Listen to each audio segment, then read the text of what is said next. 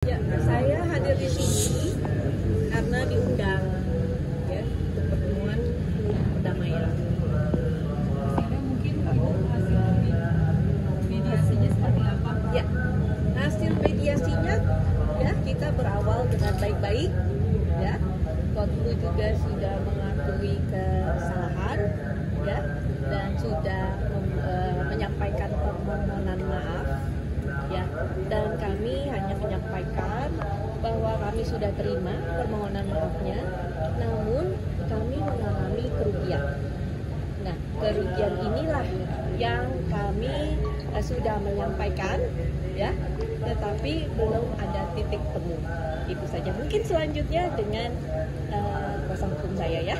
Bang, sorry bang, Bapak ibu di sini aja bang. Enggak, ibu mau pergi dulu ya. Lanjut dulu. Jangan dong ya. Gimana? Bang, jadi sekedar sebenarnya bukan tuntutannya. Jadi kita punya internal audit dan sudah diaudit, itu kerugian material itu di luar brand value ada sampai sejumlah 5 miliar. Itu internal audit terkait dengan omset, penurunan omset yang dialami oleh brand kita. Ya, itu by data ya, dicatat by data. Kita tidak langsung menggulirkan nilai, tapi dari data dari orang audit internal kami itu by data. Jadi semua kerugian ini kerugian material.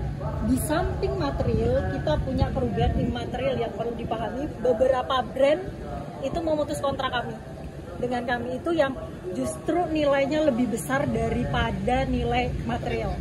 Seperti itu. Bang, hari ini kan datangnya untuk hari ini kan panggilan atas permintaan dari Kodlu ya, mediasi, tapi deadlock. Gimana sih bang?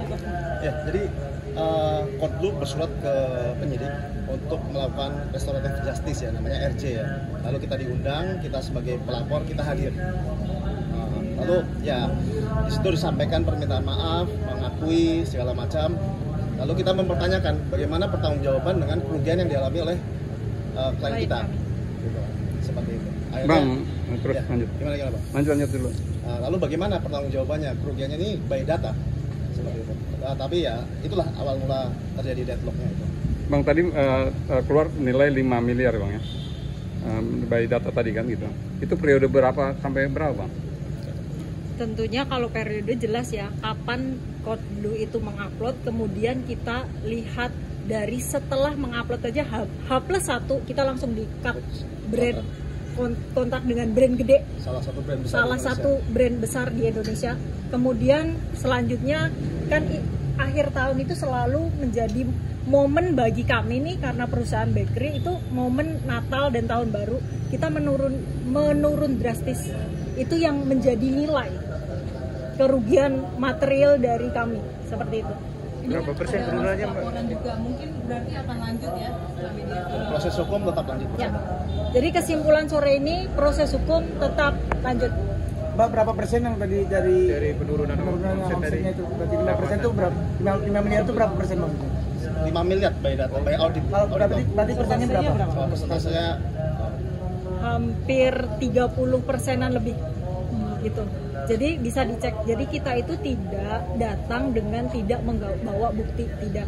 Kita datang by data, kita ngomong baik-baik. Nih ya, kalau misalkan kita merasa saja itu tidak cukup. Jadi kita siapkan data sebagai penunjuk dan itu sudah diaudit. Seperti itu. Sudah cukup teman-teman? Satu lagi, itu kan tadi bang. Laporan ini berarti harapannya ke depannya Kodlu minta kerugian atau kalian minta kerugian ke Kodlu atau seperti apa mungkin?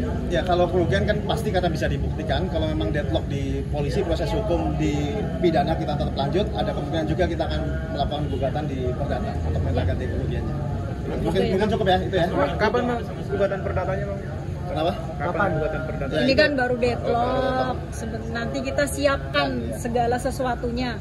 Jadi ada beberapa hal juga yang menjadi catatan dari RJ tadi. Mungkin dari Gitu. pihak Kodlu siapa yang merasa tidak terima, mungkin dari alotnya tadi. Oh itu nanti boleh ditanyakan versi kodlunya aja ya. Oke, Mbak. dengan siapa Pak? Saya di Mbak tadi kan H+1 mbak ya? Ya. H+1 itu mulai kapan mbak? Setelah Bulan nggak, maksudnya Kodlu bulan? itu bulan November. 1 bulan sebelum No. 1 hari setelah Nggak sama. diupload langsung kita cut. Di-cut. artinya 1 bulan sebelum tahun baru. Ya.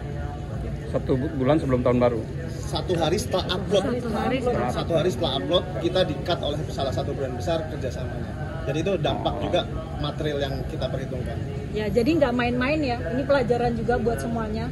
Tidak main-main, masalah seperti ini itu bisa berakibat fatal di perusahaan-perusahaan yang direview dengan data yang tidak valid, tidak benar. Ini pelajaran juga. Jadi kenapa hari ini deadlock? Karena kita harus memberikan edukasi yang benar, baik dari sisi hukum atau segi moral. Ya, jadinya kita akan tetap lanjut. Kalaupun besok-besok ada hal baru lagi, ya nanti kita update lah. Kita update ke teman-teman. Oke, Tapi ada cukup ya. indikasi pidana pemerasan. Nah, itu nanti proses hukum diserahkan ke penyidik lebih lanjut. Ya, Tapi yang dilaporin UITE aja atau ada tambahan lain? tadi sempat dibahas ya mengenai pemerasan dan lain-lain. Kita tidak pernah ada laporan pemerasan. Itu menjadi catatan ya. Tidak ada. Tapi kalau di kemudian hari kita temukan fakta-fakta baru, tidak menutup kemungkinan seperti itu. Tapi dari klien kami sangat amat positif ya tadi. Jadi perjalanan tadi mediasi itu cukup baik, tetapi kan baik saja tidak cukup.